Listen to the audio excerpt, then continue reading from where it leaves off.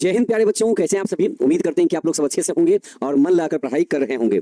और कहीं ना कहीं प्यारे बच्चे आप अपने इंग्लिश क्लास का इंतजार कर रहे थे। यहाँ मेरे प्यारे बच्चों आपका इंतजार खत्म होता है। हम दीपक शर्मा एक बार तहे दिल से सारे प्यारे बच्चों का बहुत बहुत स्वागत करते हैं आपके अपने प्यारे से प्लेटफॉर्म पे, टारगेट बोर्ड पे। तो प्यारे बच्चे, जैसा कि आप सभी जानते हैं कि आज का जो क्लास होने वाला है बच्चे, आज की इस क्लास में हम लोग ईट चैप्टर का बच्चे तीसरा लेक्चर अटेंड करने जा रहे हैं। ठीक है। और बच्चे ईट चैप्टर में आपने बहुत सारी बातें सीख चुके हैं। ठीक है। अब आज बच्चे इस चैप्टर को फाइनली क्या हम लोग करेंगे, भाई इसको फिनिश कर देंगे। ठीक है। ईट चैप्टर में बच्चे जो जो इंपॉर्टेंट चीजें थी अभी तक 2 दिन क्लास में, बेसिक से लेकर के जो आपके इंपॉर्टेंट रूल्स थे वो भी हमने आपको बता दिया है। बच्चे कुछ बचे खुचे इसके जो रूल्स हैं आज के इस क्लास में हम लोग कंप्लीट कर लेंगे। तो उम्मीद करते हैं कि आपको ईट का यूज पढ़ने में भी मजा आया होगा अभी तक में 2 दिन में, और आज भी आपको उतना ही मजा आने वाला है पढ़ने में। ठीक है। तो प्यारे बच्चे, एक प्यारा सा गुड मॉर्निंग आप सभी को। क्लास को भाई हम शुरू करते हैं। ठीक है। सारे बच्चे जल्दी से क्लास में आ जाइए। ओके, नेटवर्क इशू हो रहा होगा बच्चे आपकी तरफ, हो सकता है, ऐसा हम नहीं कह सकते हैं, है ना। बट इधर से तो भाई एकदम बिल्कुल क्लियर है, साउंड भी एकदम बिल्कुल क्लियर जा रहा है। लास्ट डे बच्चे हमने आपको यूज ऑफ इट से रिलेटेड, है ना, कल 12 तारीख था, और कल हमने आपको बताया था कि इट का यूज हम लोग नेचुरल वर्क में दिखाने के लिए करते हैं, जिसके कुछ स्ट्रक्चर्स हमने आपको कल की क्लास में समझाया था कि जब नेचुरल काम के साथ में ताहू तीहू लगा होता है तो उसे कैसे अंग्रेजी में हम लोग डील करते हैं, और जब नेचुरल काम के साथ, प्राकृतिक काम के साथ हो रहा है, रही है अगर लिखा हुआ हो तो उसे हम लोग कैसे डील करते हैं। ठीक है। और बच्चे, अगर यहाँ प्राकृतिक काम रहा रही है ना, समय के साथ से भी लिख देगा, तो उसके लिए भाई आपको ना से का 2 अंग्रेजी दिया गया था जिसका नाम होता है सिंस या फोर। तो हमने आपको कल सिंस और फोर बच्चे हमने आपको दोनों कल की क्लास में बता दिया था कि सिंस का यूज कहां करते हैं और फोर का यूज हम लोग कहां पे करते हैं, है ना। चलिए, और बच्चे ये तो हो गया भाई, हमने आपको करा दिया था। ठीक है। हमने आपको कॉन्सेप्ट समझाया था यूजिंग सिंस और फोर। हमने सिंस का आपको कॉन्सेप्ट समझा दिया था कि सिंस का यूज कहां कहां पे करते हैं, और हमने आपसे ये भी कहा था कि एक बार अगर आप सिंस का यूज सीख जाएंगे तो आगे जाने के बाद बच्चे ऐसे ऐसे जो है ना वर्ड्स आपको परेशान ना करें। जैसे अगर आगे जाकर के हम आपको एक चैप्टर टेंस पढ़ाएंगे तो टेंस में क्या हो जाएगा बच्चे ना, टेंस में क्या हो जाएगा कि टेंस में भी वापस फिर से आपको सिंस और फोर का यूज करना पड़ेगा। इसलिए हमने पहले बता दिया ताकि आगे जाकर आपको प्रॉब्लम ना फेस करना पड़े। ठीक है। कौन सा चैप्टर पढ़ा रहे हैं बच्चे, यूज ऑफ इट चैप्टर पढ़ा रहे हैं हम। ओके। और हमने बच्चे आपको कल की क्लास में इसी से रिलेटेड, मतलब जो पढ़ाया था उसी से रिलेटेड हमने आपको होमवर्क भी दे दिया था, है ना। तो ये रहा बच्चे आपका होमवर्क, जहां पर सेंटेंसेस लिखे गए थे, है ना। क्या क्या लिखा गया था बच्चे सेंटेंस में? लिखा गया था कल रात से बारिश हो रही है ना।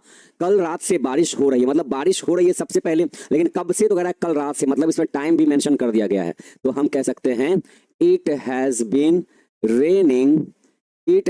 रेनिंग, और कब से? तो कल रात से, मतलब पिछले रात से। तो पिछला रात एक ही बार आया, है ना। तो बच्चे हम इसमें क्या लगाएंगे? इसमें हम लगाएंगे सिंस लास्ट नाइट। क्या बोलेंगे? Since last night. जहां पर हमने बोला था कल रात से, पिछले रात से, अंतिम रात से, तो पिछला चाहे अंतिम बोले उसको लास्ट कहते हैं, और लास्ट के पहले हम लोग सिंस वर्ड का यूज करते हैं। कोई दिक्कत नहीं बच्चे। देखिए बिल्कुल आपका भी आंसर बिल्कुल करेक्ट है, it has been raining since last night, है ना। बहुत बढ़िया। चलिए, जितने बच्चे होमवर्क बना करके आए हैं, समझ गए ना, उनके लिए अप्लॉज है हमारी तरफ से, बिल्कुल तालियां आपके लिए, क्लैपिंग एकदम है वो, क्योंकि अच्छा लगता है जब आप लोग होमवर्क बना करके आते हैं। इससे लगता है ना कि हम जो कुछ पढ़ा के गए बच्चे उसको हल्के में नहीं लिए, बल्कि उसको समझे, सीखे और होमवर्क बना के लिया। इसका मतलब कहीं ना कहीं उनका इंग्लिश से लगाव तो है ना। लगाव होना भी चाहिए बच्चे, आगे जाकर के बहुत काम आने वाला है।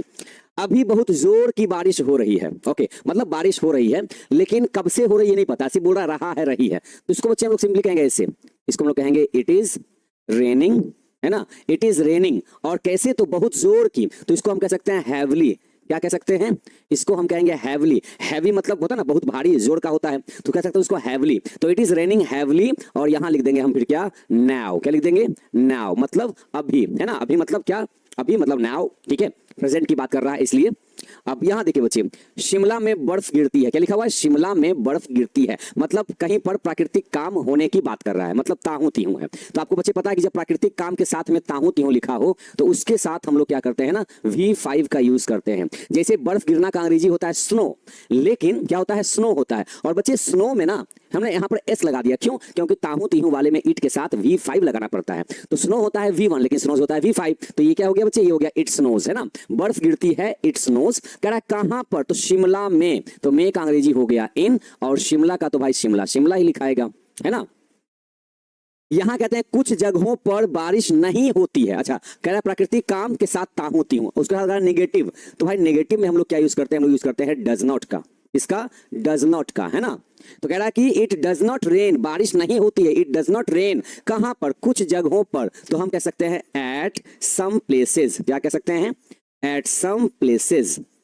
कुछ जगहों पर का बच्चे अंग्रेजी ही होता है, एट सम प्लेसेस। ओके, अच्छा, स्नोफॉल बोलने का मतलब नहीं, ऐसा कुछ नहीं है। आप बर्फ गिरना का, बर्फबारी होना का अंग्रेजी स्नो हो जाता है, तो उसको अलग से उसमें फॉल लगाने का जरूरत नहीं है। ठीक है, चलिए। और हाँ, शिमला के पहले बच्चे यहाँ पर द मत लगा दीजिएगा, यहाँ द नहीं लगेगा शिमला के पहले, समझ गए ना, क्योंकि शिमला एक प्रॉपर नाउन है, और जब कोई प्रॉपर नाउन आता है तो उसके पहले आर्टिकल का यूज नहीं करते हैं, है ना। चलिए बच्चे, अब यहाँ देखिएगा, क्या पिछले रविवार से बर्फबारी हो रही है। ओके, क्या पिछले रविवार से बर्फबारी हो रही, मतलब बर्फ गिर रही है, इसको बच्चे हम लोग ऐसे कहेंगे। तो यहाँ देखिए क्या हो गया, देखिए इंट्रोगेटिव हो गया, और साथ में क्या देखिए, टाइम प्लस से भी है, तो यहाँ स्टार्ट हम किससे करेंगे, तो हैज से स्टार्ट करेंगे, है ना। हैज इट बीन स्नोइंग, बर्फ गिरना का स्नो उसमें लगाते हैं आईएनजी, है ना। हैज इट बीन स्नोइंग, ठीक है, कब से, तो पिछले रविवार से, तो हम कहेंगे सिंस लास्ट संडे, है ना। देखिए ये हो गया बच्चे क्वेश्चन मार्क के साथ में। तो देखिए हमने जो कुछ भी बनाया अभी आपके सामने, जो ट्रांसलेशन बनाया बच्चे, ये इसी रूल पे बनाया, देखिए इसी रूल पे बनाया, सब इसी पे बनाया हमने, जो हमने आपको कल सिखाया था ना, बिल्कुल इसी स्ट्रक्चर पे हमने आपको बना के दिखा दिया, है ना। ठीक है, तो बच्चे ये रहा आपका होमवर्क जो हमने कल आपको दिया था, आप लोग सब इसको अच्छे से मिला लीजिए, ठीक है। हाँ, तो has it been snowing since last Sunday हो जाएगा, सही है ना। हम लोग सिंस और फॉर का हम लोग यूज बहुत अच्छे से सीख चुके थे, नहीं, अब हमें लगता है कोई दिक्कत नहीं होगा सिंस और फॉर के यूज में। ठीक है बच्चे, चलिए, तो ये हो गया बच्चे आपका, यहाँ पर इतना काफी हो गया इट का, है ना। चलिए अब आगे बढ़ते हैं बच्चे, आपको इट का कुछ और यूज सिखाते हैं, ठीक है ना। इट का बच्चे आपको और यूज सिखाते हैं, चलिए। some more use some more uses of it। अभी इट के बच्चे कुछ और यूज हम लोग सीख लेते हैं, है ना। हम लोग इट के कुछ और भी यूज सीखते हैं, ठीक है। और आज का डेट कितना हो गया बच्चे, 13 हो गया, 5 हो गया, 25 हो गया, ठीक है। 13 है आज ना, कंफर्म कर लेते हैं, हाँ 13 ही है। चलिए, कल 12 था ना, हाँ 13 में है आज, ठीक है। यहाँ देखिए बच्चे, एक ऐसा हिंदी सिंबल बच्चे, एक ऐसा हिंदी सेंटेंस, ठीक है। स्पेशली बच्चे उसमें इस तरह के सेंटेंस की जब चर्चा होती है ना, किस तरह के सेंटेंस की, इस तरह के सेंटेंस, देखिए बच्चे, जहां पर कहता है ना, यहां देखिए, सब्जेक्ट को एक्स वाई जेड, सब्जेक्ट को एक्स वाई जेड करते हुए, है ना, समय हो गया है या फिर हो चुका है, ठीक है बच्चे। यहां देखिए, कहते हैं सब्जेक्ट को एक्स वाई जेड करते हुए, मतलब कोई भी काम करते हुए इतना समय हो गया है। ओके, ध्यान से बच्चे सुनिएगा, सब्जेक्ट को एक्स वाई जेड करते हुए कितना समय हो गया, चाहे जो समय का नाम रहेगा वहां पर लिख देगा बच्चे। इसी को आपको एक और तरीके से देना, देखिएगा, देखिए इसके बच्चे जो स्ट्रक्चर होंगे वो देखिए किस हिसाब से लिखे जाएंगे, देखिए इसलिए बच्चे आपके पास रूल होने चाहिए क्या, ठीक है। हाँ,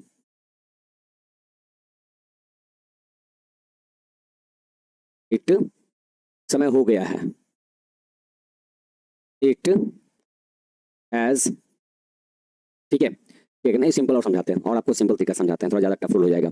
सब्जेक्ट को एक्स वाई जेड करते हुए समय हो गया है, चाहे हो चुका है बच्चे, इसको लोग सिंपली कहते हैं ऐसे, टाइम। सबसे पहले जो भी टाइम रहेगा बच्चे, टाइम रहेगा, हैज रहेगा, और फिर कर दीजिएगा इसमें क्या, पास्ट कर दीजिएगा, ठीक है। मतलब जो भी समय हो गया है हम कहेंगे इसको सीधे टाइम हैज पास्ट कहेंगे, ठीक है।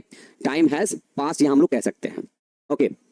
और जब सब्जेक्ट की बात रहेगी बच्चे, तो यहां पर हम लिखेंगे क्या, अब यहां देखिए सब्जेक्ट, यहां सेंस, पहले सेंस, फिर लिखेंगे सब्जेक्ट, और इसके बाद यहां लगा देंगे बच्चे हम क्या, V2, क्या लगा देंगे, V2 का हम लोग यहां पर यूज कर देंगे, ओके। यहां देखिए बच्चे, इस तरह का स्ट्रक्चर बच्चे ज्यादातर देखा जाता है कहां पर, तो जब कोई किताब अगर आप रीड कर रहे होते हैं ना बच्चे, यहाँ एक्स वाई जेड का मतलब क्या, कोई सा भी काम, कोई भी हम यहाँ काम की चर्चा कर दिए, जैसे सब्जेक्ट को अंग्रेजी पढ़ाते हुए इतना समय हो गया है, ठीक है, इतना समय हो गया है कोई काम करते हुए, ठीक है। अब यहाँ देखिए बच्चे, इसे अगर हम बनाने की कोशिश करें तो इसका अंग्रेजी क्या बनेगा, देखिएगा, एक सेंटेंस आपके सामने लिखते हैं, हमने लिखा यहाँ पर एग्जाम्पल, यहाँ देखिए हमने कहा कि मुझे अंग्रेजी, यहाँ मुझे अंग्रेजी, अच्छा,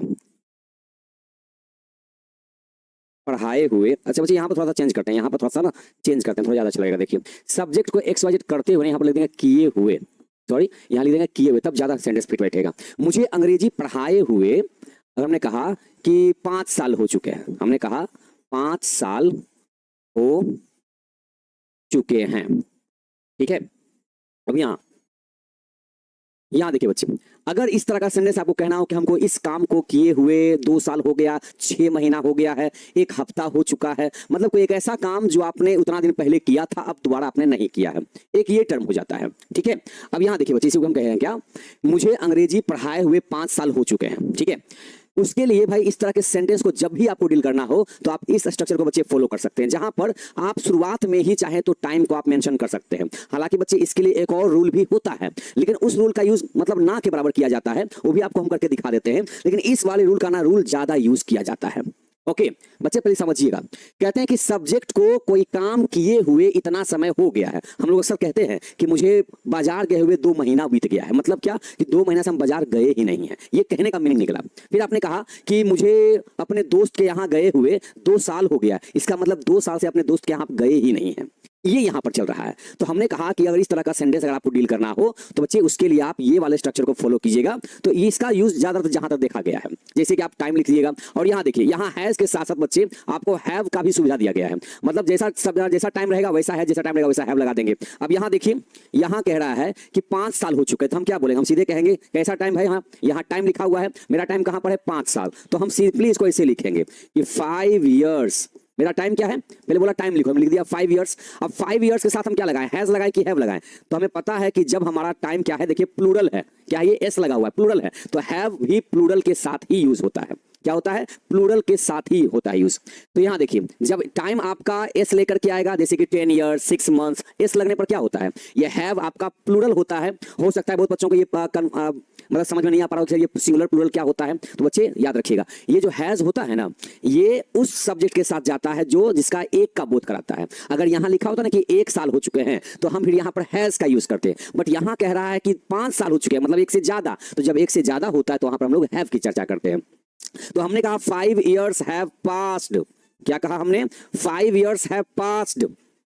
ओके यहां देखिए 5 इयर्स हैव पास्ड, यहां हमने फिर लगाया सिंस, जैसे बच्चे रूल में कह रहा है वैसे आप कहेंगे सर सिंस कहां से आ गया, तो हमने बच्चे कहा कि जब भी कोई समय से लिखा होता है तो वहां सिंस आता ही आता है। तो 5 इयर्स हैव पास्ड सिंस, और मुझे अंग्रेजी पढ़ाए हुए, तो किसको, सब्जेक्ट को ना, तो सिंस आई, और यहां हो जाएगा पढ़ाना का अंग्रेजी क्या होता है, पढ़ाना का अंग्रेजी होता है टीच, क्या होता है टीच, लेकिन हमको यहां लिखना है क्या, वर्ब का सेकंड फॉर्म, तो टीच का V2 क्या होता है। अब V2 V3 जो जानते होंगे बच्चे उनके लिए तो आसान लगेगा, जिन्होंने याद नहीं किया होगा अगर, तो उनको थोड़ा परेशानी हो सकता है। तो हमने यहां लिखा, देखिए आई टाउट इंग्लिश, देखिए एक रूल बच्चे आपका ये काम करता है, समझ गए ना। देखिए एक सब्जेक्ट को कोई काम किए हुए इतना समय हो गया, चाहे इतना समय हो चुका है, उसको बच्चे अंग्रेजी करना हो तो आप इस वाले स्ट्रक्चर को फॉलो कर सकते हैं। और अगर नहीं, अगर आपको लगता है कि एक और स्ट्रक्चर होना चाहिए, तो बच्चे इसी सेंटेंस को देखिए हम, है ना, इसको ऐसे करके बना सकते हैं। देखिए यहां देखिए, इट हैज बीन 5 इयर्स, ठीक है, टू मी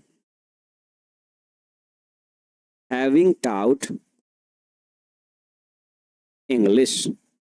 अब देखिए बच्चे, मुझे अंग्रेजी पढ़ाए हुए 5 साल हो चुके हैं, मतलब मैंने 5 साल से फिर अंग्रेजी पढ़ाया ही नहीं है, ये कहना चाहता है। अब इस बात को हमने तो ये हमने इस स्ट्रक्चर पे इसको बना दिया, देखिए, और हमने इसको दूसरे स्ट्रक्चर पे भी इसको बना दिया। देखिए अब बताइए आपको कौन सा वाला स्ट्रक्चर ज्यादा अच्छा लग रहा है, ये वाला या फिर बच्चे आपको इस तरह का ज्यादा अच्छा लग रहा है, आप डिसाइड कर लीजिए। और जैसा आपको लगे कि हाँ हमको लगता है कि ये वाला ज्यादा आसान लग रहा है, तो आप इस पे बना सकते हैं, और नहीं तो बच्चे आपके लिए फिर ये वाला रूल हो जाएगा, जैसे जिसको इट से स्टार्ट करते हैं, हैज बीन लगाते हैं, टाइम लिखते हैं, उसके बाद सब्जेक्ट के पहले टू लगा देते हैं, फिर हैविंग के साथ V3 लगाते हैं, फिर वहां पर लास्ट में बचा कुचा सब लगाते हैं। ओके और हम तो बच्चे ज्यादातर इसी को ज्यादा इस्तेमाल करते हैं, हम तो ज्यादातर इसी का इस्तेमाल करते हैं, क्योंकि ये बोलने में और लिखने में ना थोड़ा दोनों आसान लग जाता है। लेकिन इसमें क्या होता है ना, एक तो इसमें ईट से स्टार्ट कीजिए, हैज बीन भी लगाइए, टाइम फिर लगाइए यहाँ पर, फिर यहाँ पर गलती से टू छूट गया तो भी परेशानी हो जाता है कभी कभी, एक तो ये दिक्कत, ऊपर से क्या फिर हैविंग लिखना पड़ेगा, कंपलसरी है हैविंग लिखना पड़ेगा, साथ में देखिए V3 आया हुआ है, देखिए इसका आपको हम सीधे रूल यहाँ पर देखिए मेंशन कर देते हैं। देखिए ये कौन से वाले रूल पे बना, इसका रूल क्या है, एक तो ईट से ईट, यहाँ ईट लिखिए, हैज बीन लिखिए, फिर उसके बाद टाइम लिखिए जैसा देखिए यहाँ पर लिखा गया है, फिर टू लिखिए, फिर सब्जेक्ट लिखिए और फिर हैविंग लिखिए, कंपलसरी है, और उसके बाद फिर V3 लिखिए, तब जाकर के आपका देखिए रूल काम करता है। तो एक हमने इस वाले रूल पे बना दिया और ये वाला हमने इस वाले बनाया। अब हम भी ज्यादा इसी का यूज करते हैं, कई बार हम कुछ लिखना होता है कि भाई दिल्ली गए हुए हमको 5-10 साल हो गया है, इस तरह का जो भी सेंटेंस लिखना होता है हम ज्यादातर इसी का यूज करते हैं, और लगभग बच्चे किताब में ना आपको इसी का यूज ज्यादा करने को मिलेगा। लेकिन चूंकि दिक्कत यह है अभी हम लोग ईट का चैप्टर सीख रहे थे तो इस वाले को भी समझाना हमको यहाँ पर जरूरी हो गया था। ठीक है, बाकी बच्चे आपको जो अच्छा लगे आप वही कर सकते हैं। ठीक है, ठीक है बच्चे। हाँ, जैसे आपको जो आसान लगे, जैसे इस तरह के किस तरह के सेंटेंस, इस तरह के सेंटेंस जिसमें कहता है कि किसी को कोई काम किए हुए इतना समय हो गया है, इतना समय बीत गया है। जैसे आप कहेंगे मुझे अपने दोस्त से मिले हुए 2 साल हो चुके हैं, 2 साल बीत गया। इसका मतलब क्या हुआ कि 2 साल से आप अपने दोस्त से मिले ही नहीं, ये कहने का मतलब है। अब इस बात को जब अंग्रेजी में कहना तो क्या कहेंगे आप? 2 years have passed since I met my friend। देखिए कितना आसान हो गया। अब इसी बात को आप ऐसे कह सकते हैं, It has been 2 years to me having met my friends। देखिए कितना थोड़ा सा लंबा हो जाता है। तो जो आसान लगे बच्चे वही हमको यूज करना चाहिए। अब आपका चॉइस बच्चे, जो आपको आसान लगे। 1-2 बना के देखिएगा, देखिए कौन आसान लगेगा आपको। चलिए एक बना के दिखाइए जल्दी से, एक आप बना के देखिए। देखिए कोई चीज बच्चे टफ पता है तभी तक लगता है जब तक हम लोग प्रैक्टिस नहीं करते हैं। प्रैक्टिस करेंगे ना तो चीजें आसान हो जाती है, और कोई भी चीज एक बार में आसान नहीं होती है। ठीक है ना। यहाँ देखिए हमने कहा मुझे अपने दोस्त से मिले हुए 6 महीना बीत गया है। अच्छा, हो चुका है चाहे बीत गया, बात एक ही है ना, बात एक ही है। तो कोई काम को किए हुए इतना समय हो चुका है चाहे बीत चुका है, उसे एक बच्चे कहने के लिए आपके पास अब 2 स्ट्रक्चर है। जो आपको आसान लगे बच्चे उस पर बनाकर मुझे जल्दी से दिखाइए ताकि पता चल जाए। हाँ, अब रूल पे बनाइए बच्चे, रूल पे बनाइए, देखिए समझ में आपको आ जाएगा अच्छे से। ओके, आपके पास बच्चे दोनों रूल है, आपके पास अब दोनों रूल है। आपके पास ये वाला भी रूल है, आपके पास बच्चे ये वाला भी रूल है। जो आपको आसान लगे उसे आप बना के दिखाइए। मुझे अपने दोस्त से मिले हुए 6 महीना बीत गया है। ओके, स्ट्रक्चर दिखा देते हैं। ये रहा स्ट्रक्चर आपका, देखिए नोट कर लिए हैं। बनाइए इस पे, अब इस पे बनाइए चाहे इस पे बनाइए। ठीक है ना, बनाइए। सामने सेंटेंस लिखे होंगे तो आप इस पे बनाइए चाहे इस पे बना लीजिए, जो आपको आसान लगे बच्चे। ओके, देखिए देखिए कितना तेजी बन गया। 6 months have passed since I met my friend। बहुत बढ़िया। अच्छा, सबने उसी बनाया, सबने स्ट्रक्चर नंबर 1 को ही चूज किया है। चलिए बहुत बढ़िया, मतलब सबको आसान वही वाला लगा, इसलिए हमने सबसे पहले उसी को प्रायोरिटी दिया, हमने पहले उसी को बताया। हाँ, मीट नहीं बच्चे, मेट, मीट का V2 होगा मेट, वहां V2 यूज करना है। 6 months have passed since I met my friend। Meet का V2 होता है मेट, MET मेट होता है। और 6 months लिखिए, 6 महीना है ना, एक से ज्यादा उसमें S लगाइए, मंथ में S लगाइए। 6 months have passed since I met my friend। since my friend met नहीं। ओके, क्या बन जाएगा देखिए, इसको ऐसे बना लेंगे बच्चे, क्या बोलेंगे? 6 months have passed since I। देखिए मीट का मतलब होता है मिलना, लेकिन हमें यूज करना है इसका V2, तो मीट का V2 होता है मेट। क्या होता है? Met. since I met my friend, है ना। अब इसी को इस वाले रूल पे बनाए कैसे बनेगा? ऐसे बनेगा, It has been 6 months, 6 months, ठीक है, to me having, और V3 भी इसका मेट ही होता है, having met my friend, है ना बच्चे, ये भी होता है। ठीक है, लेकिन आपको बच्चे जो आसान लगे आप उसी को यहां पर यूज कीजिएगा। ठीक है, उसी को आप यहां पर यूज कीजिएगा। ठीक है, चलिए अब देखिए बच्चे, अब आएगा क्या, यहां देखिए एक और बच्चे आपका हिंदी सिंबल आएगा, एक और तरह का सेंटेंस देखिए, एक और हिंदी सिंबल आएगा बच्चे। यहां देखिए, यहां देखिए बच्चे, इसमें क्या लिखा रहेगा?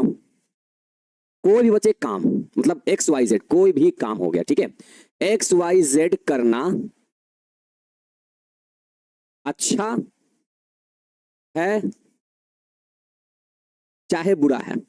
ठीक है, हमने कहा बच्चे कि XYZ करना अच्छा है चाहे बुरा है। अब ये बताइए दुनिया में ऐसा कोई भी अगर तारीफ किया जाता है चाहे बुराई किया जाता है तो किसका किया जाता है? इंसान का, चाहे कोई वस्तु का। हमने कहा कि देखो हमारे हाथ में जो पेन है ना, ये बहुत इसका लिखावट बहुत सुंदर है, बहुत अच्छी चलती है ये कलम, है ना। हमने कहा कि सामने टेबल पर जो बुक्स रखी हुई है ना, बहुत अच्छी किताबें हैं वो। ठीक है, हमने कहा कि मेरा जो फ्रेंड है ना बहुत अच्छा है, वो बहुत ईमानदार है, बहुत नेक दिल का है वो। तो हम जो तारीफ कर रहे हैं, चाहे अगर बुराई कर रहे हैं तो किसी इंसान की करते हैं, चाहे जनरली हम लोग किसी सामान की करते हैं, वस्तु की करते हैं। लेकिन एक सेंटेंस हमारे सामने ऐसा भी आता है ना बच्चे, जिसमें उस ना तो इंसान की तारीफ हो रही है ना तो किसी वस्तु की, उसमें किसी काम की तारीफ या बुराई हो रही है, काम की तारीफ या बुराई। ओके, तो फिर हम उसको कैसे डील करेंगे? देखिए, कहते हैं कि एक्स वाई जेड करना या तो अच्छा है या तो बुरा है, मतलब तारीफ कर रहा है तो भी बुराई कर रहा है। तो जब काम की तारीफ या बुराई करनी हो ना, तो बच्चे उसके लिए भी स्ट्रक्चर होते हैं, उसके लिए भी स्ट्रक्चर होते हैं। ठीक है, और बच्चे इसको हम आपको दो स्ट्रक्चर से सिखाते हैं, दो स्ट्रक्चर के सिखाते हैं। पहला स्ट्रक्चर बच्चे, अब आपको जो आसान लगेगा ना बच्चे, जो आसान लगेगा आप उसको चूज करके बना सकते हैं, क्योंकि दो दो इसमें स्ट्रक्चर काम करेंगे। देखिए पहला स्ट्रक्चर बच्चे यहां देखिएगा, हमने कहा इट इज, और उसके बाद आपको लिखना है एडजेक्टिव। अब ये एडजेक्टिव मतलब क्या होता है? तो इसका मतलब होता है विशेषण, जो तारीफ चाहे बुराई हो उसको एडजेक्टिव कहते हैं। उसके बाद यहां पर लिखिए क्या, टू, और साथ में लगा दीजिएगा जो काम रहेगा उसे लगा देंगे। ठीक है, एक बच्चे आपका रूल ये हो गया, इसलिए आपको एग्जाम्पल के थ्रू दिखाते हैं। हमने कहा कि धूम्रपान करना, धूम्रपान करना स्वास्थ्य के लिए हानिकारक है। ये बताइए, हमने यहां बोला कि धूम्रपान करना स्वास्थ्य के लिए हानिकारक है, मतलब सिगरेट बीड़ी पीना ये सब स्वास्थ्य के लिए हानिकारक है। तो क्या हमने यहां पर किसी इंसान की बुराई करी, किसी वस्तु की बुराई करी? नहीं, यहां पर हमने काम की बुराई करी कि ये जो धूम्रपान करने वाला जो काम है ना, ये नहीं करना चाहिए, ये स्वास्थ्य के लिए क्या है, हानिकारक है। हमने बुराई करी इसकी। तो इसमें हमने किसकी बुराई करी? इसमें हमने किसी काम की बुराई करी है। तो जब भी बच्चे किसी काम की बुराई करना हो चाहे तारीफ करना हो, उसके लिए प्यारे बच्चे आपके पास ये भी एक रूल हो गया, बच्चे आपके पास ये भी एक रूल हो गया है ना। अगर इस पे हम बनाएंगे तो कैसे बनेगा, कैसे बनेगा, ऐसे बनेगा, देखिए है ना। कैसे कहेंगे? कहेंगे इट इज, और एडजेक्टिव का मतलब होता है बच्चे विशेषण। क्या होता है? विशेषण, जिसका मतलब होता है चाहे अच्छाई बताए चाहे बुराई बताए। ठीक है, इट इज क्या हो गया बच्चे? धूम्रपान करना स्वास्थ्य के लिए हानिकारक है, तो हम कहेंगे इट इज, है ना। क्या हो जाएगा? It is. और यहाँ पे एडजेक्टिव क्या है, मतलब विशेषण क्या बता रहा है कि हानिकारक है, तो हम कहेंगे हार्मफुल है ना। क्या कहेंगे? हार्मफुल। इट इज हार्मफुल, क्या हो जाएगा? इट इज हार्मफुल, हानिकारक है। क्या? तो स्मोकिंग करना, तो हम क्या कहेंगे? To smoke. क्या बोलेंगे? टू के साथ लगा देंगे वी1, वी1 मतलब काम। इसमें काम क्या हो रहा है? धूम्रपान करना, है ना, मतलब धुआं को अंदर लेना, धूम्रपान करना। तो यहां इसका अंग्रेजी होता है स्मोक करना होता है, तो हमने लगा दिया क्या? टू स्मोक लगा दिया। तो देखिए बच्चे क्या बन गया? It is harmful to smoke, और किसके लिए? तो कहेंगे फॉर हेल्थ। क्या कहेंगे? फॉर हेल्थ, स्वास्थ्य के लिए। ये हो गया, ठीक है। अब बच्चे इसी को देखिएगा, ये हो गया काम के बारे में अच्छाई चाहे बुराई। हमें बच्चे आपको एक स्ट्रक्चर और सिखाते हैं, यहां देखिए। अब आप देखिए आपको आसान कौन लगता है? Structure number 2। ये तो बच्चे हो गया आपके लिए स्ट्रक्चर। दूसरा स्ट्रक्चर ये कहता है कि सीधे वर्ब के साथ आईएनजी लगाओ, और उसके बाद यहां पर इज लिखो, और उसके बाद यहां पर एक एडजेक्टिव लिखो, मतलब विशेषण जो बुराई अच्छाई वो लिखो, और लास्ट में फिर बचा खुचा शब्द जो है उसको उतार दो। ठीक है, अब देखिए बच्चे, इसी बात को धूम्रपान करना स्वास्थ्य के लिए हानिकारक है, इसी सेंटेंस को हम इस वाले स्ट्रक्चर पे बनाते हैं। देखिए कैसे बनेगा। कहां पहले वर्ब लिखो, तो मेरा वर्ब क्या है? स्मोक है ना। उसमें कहता है आईएनजी लगा दो, लगा दिया। क्या लगा दिया हमने? स्मोकिंग लिख दिया। अब ये हो गया, साथ में लगा देंगे इज, स्मोकिंग इज। एडजेक्टिव मतलब विशेषण, विशेषण में क्या है? हानिकारक है, तो स्मोकिंग इज इंजूरियस या हार्मफुल। क्या लिखेंगे? हार्मफुल। ठीक है, हार्मफुल, है ना। स्मोकिंग इज हार्मफुल, किसके लिए? तो फॉर हेल्थ। इसके लिए? For health. यहां देखिए, smoking is harmful for health. अब बताइए बच्चे, दोनों में आसान कौन सा है? डाउट भेजे हुए 5 दिन हो गया है सर, क्या बात कर रहे हैं? हम अभी भी सारा डाउट क्लियर करके, अब हमारा डाउट हम डेली सॉल्व करते हैं। हम भाई डाउट को डेली सॉल्व करते हैं, डेली। और आज भी हम सारा डाउट सॉल्व करके हम क्लास लेने आए हैं। हो सकता है बच्चे आपने डाउट भेजा हो, नहीं आया हो हमारे पास, ये भी हो सकता है, लेकिन हम डाउट डेली सॉल्व करते हैं। हमारे पास डाउट आएगा, हम हर डाउट का जवाब देते हैं। अगर हमसे पॉसिबल होता है उसका जवाब हम जरूर देते हैं। और अगर नेटवर्क इश्यू हो रहा कि मतलब नेट नहीं चल रहा है, क्लास नहीं चल रहा है, तो बच्चे वो सॉल्व हम नहीं कर सकते हैं। हम अपने क्लास से रिलेटेड जितना भी डाउट होता है सब सॉल्व कर देते हैं। अब देखिए, दोनों आपको आसान कौन लगा? अब किसी बच्चे को ये वाला ज्यादा आसान लगा, किसी बच्चे को ये वाला ज्यादा आसान लगा। अब हम बताएं बच्चे, अब हम आपको बताते हैं कि दोनों में ज्यादातर यूज किसका होता है, दोनों में ज्यादा यूज किसका होता है। तो बच्चे इस तरह के सेंटेंस के लिए ना बच्चे ये वाला रूल ज्यादा यूज होता है, और ये वाला थोड़ा कम यूज होता है। बहुत जगह पे आपको यही वाले स्ट्रक्चर्स के हिसाब से सेंटेंस लिखे मिल जाएंगे। ओके, यहां देखिए बच्चे, यहां एडजेक्टिव बोलने का मतलब अच्छाई चाहे बुराई, दोनों में जोड़ रहेगा, उसका अंग्रेजी लिखाएगा। जैसे यहां देखिएगा, smoking is harmful for health, है ना।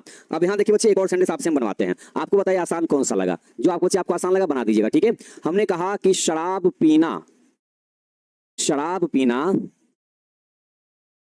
स्वास्थ्य के लिए हानिकारक है। ठीक है, एक और बच्चे एग्जाम्पल हमने लिखा, तैरना एक अच्छी कला है, एक अच्छी कला है ना। हमने कहा बच्चे यहां पर एक और सेंटेंस में, तैरना एक अच्छी कला है।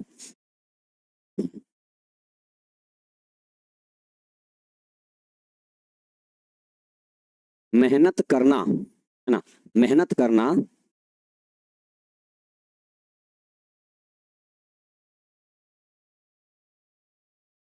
अच्छी बात है। ठीक है, बच्चे आपके सामने 3 सेंटेंसेस हैं जिसमें किसी इंसान की तारीफ या बुराई नहीं की गई, बल्कि किसी काम की बुराई या तारीफ की गई है। तो दोनों बच्चे जो तीनों सेंटेंसेस हैं वो उसी दोनों रूल पे आप बना सकते हैं चाहे तो। मेरे में तो डाउट ही नहीं है, डाउट है ही नहीं भाई, सारे एप्लीकेशन में डाउट की सुविधा होती है। हाँ बच्चे, शराब पीने को ड्रिंकिंग करना कहते हैं। ड्रिंक मतलब ही होता है शराब पीना। हाँ बच्चे, इंग्लिश का देखिए, हम इंग्लिश के बारे में कह सकते हैं ना, बाकी तो हम सभी के बारे में नहीं कह सकते हैं। इंग्लिश के बारे में करें कि हम डेली डाउट पे बैठते हैं, रात में भी बैठते हैं, एक टाइम दिन में बैठते हैं, हम 2 टाइम बैठते हैं डाउट काउंटर पे, और जितने भी डाउट्स होते हैं सब वहां सॉल्व कर दिए जाते हैं। ठीक है, हाँ तो बच्चे यहाँ सेंटेंस देखिए, लिखा हुआ है शराब पीना स्वास्थ्य के लिए हानिकारक है।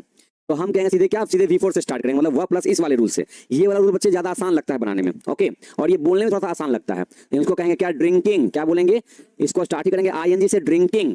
ड्रिंकिंग मतलब हो गया शराब पीना। अब अलग से शराब का अंग्रेजी लिखे चाहे लिखे फर्क नहीं पड़ेगा। तो drinking is injurious to health, drinking is injurious to health. Injurious का मतलब होता है बच्चे हानिकारक, हानिकारक कैसे, हार्मफुल भी होता है। क्या होता है, हार्मफुल भी होता है। लेकिन बच्चे फर्क इतना है कि अगर आप हार्मफुल लिखिएगा ना, हार्मफुल, तो उसके साथ 4 लगता है, और अगर आप इंजूरियस लिखते हैं तो साथ में 2 लग जाता है। ये बस फर्क है।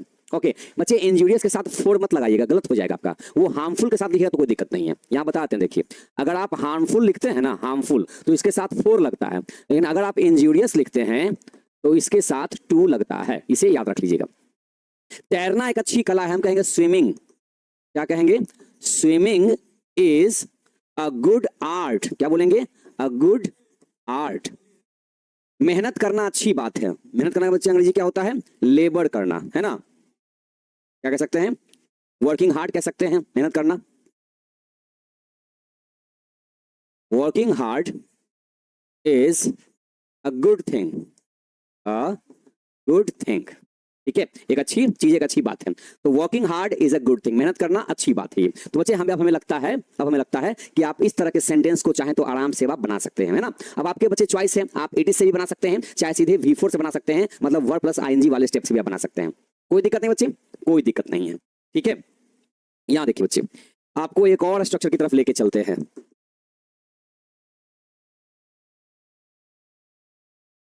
ठीक है, यहां देखिए बच्चे, एक आपका हिंदी सिंबल ये है कि सब्जेक्ट को XYZ करते हुए कितना समय हो गया है या फिर बीत गया है, चाहे हो चुका है। अभी बच्चे इससे पहले जो आपका स्ट्रक्चर था ना बच्चे, तो ध्यान सुनिएगा।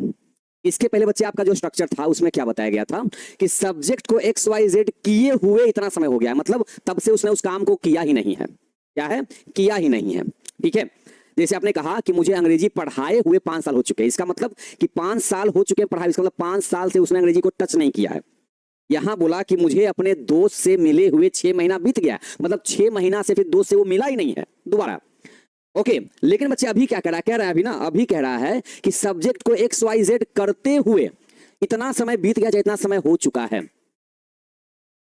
सर N होगा, अच्छा कहां पर N होगा भाई, N होगा, इसमें बोल रहे हैं क्या, इसमें N होगा, यहां पर N होगा, यहाँ कह रहे हैं N होगा। क्यों N होगा, आप इसको देख के कह रहे हैं क्या, अच्छा रट्टा मार के बैठे हुए इसलिए कह रहे हैं कि यहाँ पर N होगा। नहीं, जैसे हम होता क्या है ना कि आपने इसके पहले इस सेंटेंस को बना चुके हैं, बताते हैं क्या हुआ आपके साथ में। आप इससे पहले सेंटेंस को एक बार पहले बना चुके होंगे, पहले कभी बनाए होंगे, जहां पर आपने रट्टा ही मार लिया था कि स्विमिंग इज एन आर्ट। क्या हो गया, सीधे स्विमिंग इज एन आर्ट। बच्चे यहाँ पर ग का साउंड है, और ग के साउंड में यहाँ बच्चे N का यूज नहीं होगा।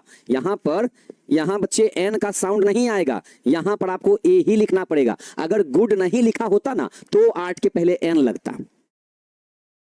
समझे, हाँ समझे बच्चे। चलिए, तो आपने रट्टा मार के बैठ गए इसलिए ऐसा दिक्कत है। यहाँ देखिए, तो सब्जेक्ट को एक्स वाई जेड करते हुए इतना समय हो गया, मतलब एक्स वाई जेड करते हुए, बच्चे यहाँ मतलब निकलेगा क्या, जैसे आपने कहा कि मुझे अंग्रेजी पढ़ाते हुए, चाहे मुझे अंग्रेजी पढ़ते हुए 5 साल हो चुके हैं। पढ़ते हुए, इसका मतलब 5 साल पहले भी आप अंग्रेजी पढ़ते थे और आज भी आप अंग्रेजी पढ़ते हैं। जबकि पिछले वाले का मीनिंग क्या था कि अंग्रेजी पढ़े हुए 5 साल हो चुके हैं, मतलब 5 साल से मैंने फिर अंग्रेजी को टच नहीं किया है। लेकिन अभी आप क्या कर रहे हैं कि मुझे अंग्रेजी पढ़ते हुए चाहे पढ़ाते हुए 5 साल हो चुके हैं, इसका मतलब अभी भी मैं उस काम को कर ही रहा हूं। बच्चे दोनों में ये फर्क है, ओके ना। तो भाई इस तरह के सेंटेंस के लिए आपके पास जो स्ट्रक्चर होते हैं बच्चे, उससे आपको हम यहां पर बता देते हैं, ठीक है, क्या स्ट्रक्चर है। देखिए बच्चे, एक तो आपका जो स्ट्रक्चर होता है इट के लिए, वो तो रहेगा ही रहेगा। जैसे देखिए, इट हैज बीन, ठीक है, जो भी यहाँ टाइम रहेगा वो टाइम लिख दीजिएगा।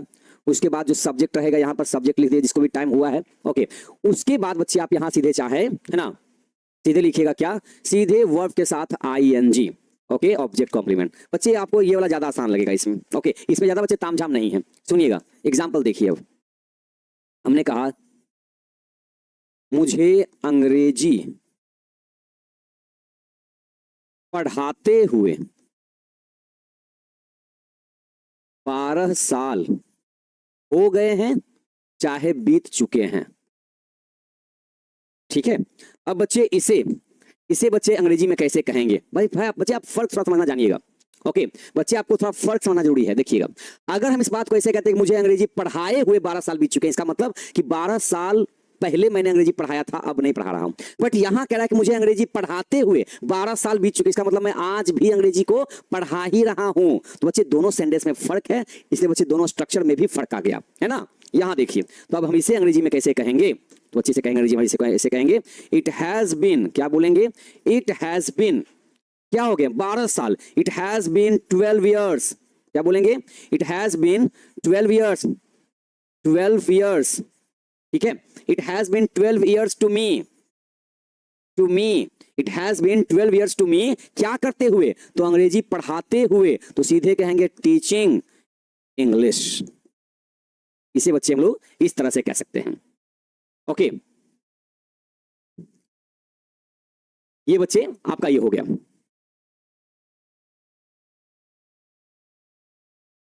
नहीं बच्चे, इंजूरियस के साथ टू लगता है और हार्मफुल के साथ 4 लगता है। ये आपको बच्चे एग्जाम में ना इसे क्वेश्चन भी पूछ देता है कि इंजूरियस के बाद 2 होता है कि 4 होता है। ये प्रीपोजिशन चैप्टर का क्वेश्चन बन जाता है। हाँ बच्चे, 2 के बाद मी लगाइए, आई नहीं।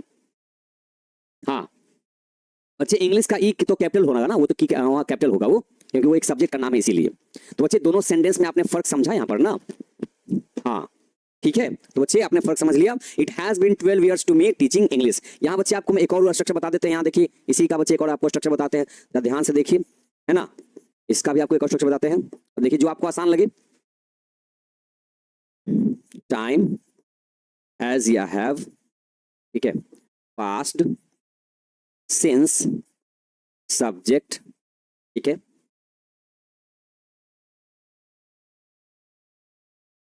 Has been, before object complement, ठीक है। देखिए बच्चे, इसी सेंटेंस को बच्चे आपने बनाया इस रूल पे, अब बनाते हैं इसको इस रूल पे। यहां कहेंगे हम 12 years have passed, okay, since I have been teaching English। अब देखिए बच्चे, इसी सेंटेंस को हमने 2 तरीके से आपके सामने यहां पर बना दिया। अब जो आपको बच्चे आसान लगे आप उस पर प्रैक्टिस कर सकते हैं, ठीक है। अच्छा ये बताइए, आप कमेंट तो कर रहे हैं कि ठीक है सर, जो भी आपका कमेंट है ठीक है, लेकिन उसमें ये लाल लाल इमोजी क्यों डाल देते हैं भाई? पूरा स्क्रीन पे पता है लाल लाल दिखता है, पूरा ऐसा लगता है एकदम पूरा गुस्सा वाला, एकदम लाल चेहरा जो होता है, लाल एकदम रेड फेस वाला इमोजी, वो भेज देते हैं। क्यों भाई, इतना गुस्सा मन में क्यों पाल रखे होते हैं आप लोग, है ना, है कि नहीं है? हाँ, तो 12 years have passed since I have been teaching English। देखिए कितना बढ़िया बन गया आपका। तो जो आपको बच्चे आसान लगे आप उसको चूज करके बना सकते हैं। बात रही प्रैक्टिस का, यहाँ बच्चे हैव क्यों हुआ, देखिए यहाँ पर हमने कहा कि हैज जो होता है वो एक के चलते यूज होता है, सिंगुलर के चलते, और हैव होता है एक से ज्यादा के चलते। अब यहाँ आप कह रहे हैं 12 साल, तो एक से ज्यादा हो गया, क्या हो गया, वो एक से ज्यादा हो गया, है ना। चलिए बच्चे, अब जो आपको आसान लगे बना सकते हैं, जो आपको आसान लगे। चलिए बच्चे, अब फाइनली आ जाते हैं हम लोग इट का एक और यूज पे, ठीक है ना। यहाँ देखिए बच्चे,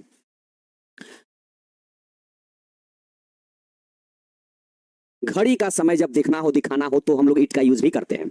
ओके, जब घड़ी का, हाँ ठीक है, यहां देखिए बच्चे, अब आपको समझाते हैं कि घड़ी के समय को जब बताना हो तो फिर आप उसको कैसे बताया जाए। ठीक है, यहां देखिए बच्चे, देखिए अगर बच्चे कह रहा हो ना जब घड़ी का समय कैसा दिखाई दे, यहां ध्यान से देखिएगा, जैसे ये 12 हो गया, ये 3 हो गया, ये 6 हो गया और ये 9 हो गया, है ना। मेनली बच्चे ये 4 आप नंबर याद रखते हैं घड़ी का, है ना। यहाँ देखिए बहुत सारे घड़ी में आप देखते भी होंगे तो ज्यादातर में वहां पर 1 2 3 4 नहीं लिखा होता है, ज्यादातर वो 12 3 6 और 9 जरूर से लिखा होता है। हालांकि आप जानते हैं कि इसके बीच में कितना गैपिंग होता है, 1 2 हो जाता है, यहाँ 4, यहाँ 5, यहाँ 7, यहाँ 8, यहाँ 10 और यहाँ 11, ये ऑलरेडी सबको एक्स्ट्रा याद रहता है, लेकिन मेनली 12 3 6 और 9 घड़ी में लिखा होता है। अच्छा ये बताइए इस घड़ी में 12 से 1 के बीच में, यहाँ 12 से 1 में कितना मिनट का डिफरेंस होता है, तो आप कहेंगे सर 5 मिनट का डिफरेंस होता है। घड़ी देखना सबको अच्छे से आता है ना। अभी तक आप घड़ी के समय को हिंदी में बता रहे थे, आज के बाद से आप इसको अंग्रेजी में भी बताएंगे। कैसे? अंग्रेजी में भी बताएंगे आप इसको। ठीक है बच्चे, देखिए कैसे बताएंगे आप अंग्रेजी में इसको, आपको वो चीज हम सिखा रहे हैं, ध्यान से देखिएगा। देखिए जब घड़ी का समय, देखिए एक होता है इसमें, क्या होता है, छोटा कांटा होता है, क्या होता है, एक छोटा कांटा होता है और एक बड़ा कांटा होता है ना बच्चे। देखिए बड़ा और छोटा होता है। अभी बताइए इसमें कितना टाइम बज रहा है, तो आप कहेंगे सर 3 बज रहा है, 3 बज रहा है, चाहे बज गया है ना, ऐसे बोल देते हैं हम लोग हिंदी में। हिंदी में हम लोग अपने मन से ऐसे बोल देते हैं ना कि 3 बज रहा है, चाहे 3 बज गया है, बात एक ही है। तो जब आपको पूरा पक्का पक्की टाइम दिखाना होता है ना, पूरा कि 3 बजा है, 4 बजा है, 5 बजा है, 6 बजा है, उसमें मिनट की चर्चा आप नहीं करते हैं, सीधे बोलते कितना बजा, 3 बज गया, 4 बज गया, 5 बज गया, 10 बज गया। उसमें आपने मिनट की चर्चा नहीं किया कि हाँ 3 बज के 10 मिनट हुआ है कि 5 बज के 25 मिनट हुआ, ये सब नहीं। जब बच्चे आपको एकदम पूरा राउंड फिगर का टाइम दिखाना हो ना, पूरा एकदम एक्यूरेट टाइम, एकदम कि 3 बज गया है, 4 बज गया है, 5 बज गया है, तो बच्चे इस तरह के घड़ी के टाइम को दिखाने के लिए आपको बच्चे ऐसा अंग्रेजी यूज करना पड़ता है। पहले क्या, एक तो इट इज हो गया, एकदम फिक्स कर लेना है कि इट इज बोलना ही बोलना है, मतलब मुंह से इट इज निकलना ही चाहिए। अच्छा आप चाहे तो इट इज को चाहे सिंपली कह सकते हैं इट्स, क्या बोल सकते हैं, सिंपली बोलेंगे इट्स बोल सकते हैं, इट्स बोल दिया, इट्स हो गया। अच्छा सीधे कहेंगे 3 o'clock कहेंगे, क्या कहेंगे, 3 o'clock कहेंगे, ये हो गया। देखिए बच्चे आपका टाइम।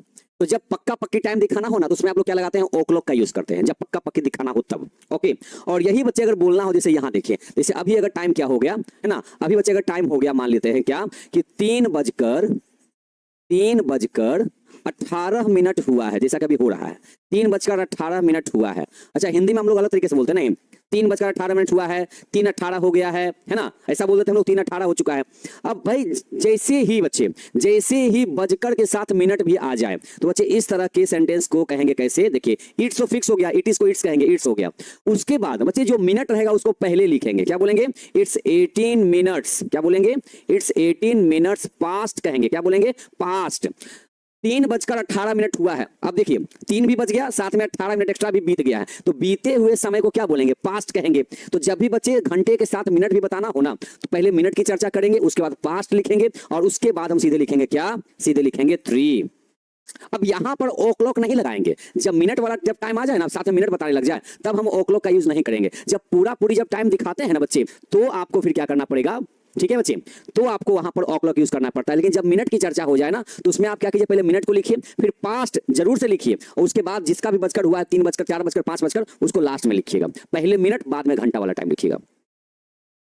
ठीक है, ओके। यहां देखिए बच्चे, अब इसी बात को मान लीजिए, कहिएगा कैसे, ऐसे। फिर आपने कहा कि सवा, क्या बोला आपने कहा 3:15 बजा है, 3:15 बजा है। बच्चे हम लोग इसको बोलते हैं ना, 2:15 बजा है, 3:15 बजा है, 1:15 बजा है, 5:15 बजा, ऐसे करके बच्चे इसी 3:15 बजे को क्या बोलते हैं, ऐसे बोलते हैं ना, 3 बजकर 15 मिनट हुआ है, क्या बोलते हैं, 3 बजकर 15 मिनट हुआ है या 3:15 हुआ है, उसी को हम लोग अपनी भाषा में कहते हैं 3:15 बजा है। मतलब किसी का भी जब 15 मिनट बीतता है तो उसको सवा कहते हैं। तो 3:15 बजा है, 4:15 बजा, जो लिख दे, आपको बच्चे याद रखिएगा, सवा जब भी 15 मिनट बीतेगा, स्पेशली 15 मिनट बच्चे, तो उसको सवा कहेंगे और उसको अंग्रेजी में हम कहेंगे क्या,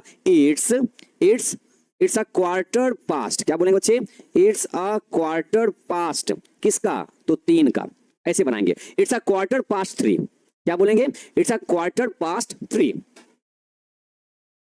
ठीक है बच्चे, इसका नतीजा ये हो गया। अब जब भी बोलने हो कि दवा ये 2:15 बजे हैं, 1:15 बजे हैं, ठीक है ना, 2:15 हुआ है, 5:15 बज गए हैं, 7:15 बज गए हैं, तो बच्चे इस 15 मिनट बीतने को ही सवा कहते हैं और दोनों का अंग्रेजी क्या होता है, तो अ क्वार्टर पास्ट होता है। पास्ट क्यों, क्योंकि 15 मिनट बीत गया इसीलिए, और यहाँ अ क्वार्टर क्यों, क्योंकि 15 मिनट को एक कोना कहते हैं और एक कोना का अंग्रेजी एक क्वार्टर होता है। जैसे मान लीजिए फुल प्लेट वाला चाउमीन हो गया, ये एक होता है ना, ये देखिए फुल प्लेट चाउमीन हो जाता है ना, ये फुल प्लेट कितना रुपया, 60 रुपये का देता है फुल प्लेट चाउमीन, मार्केट में मिलता रहता है।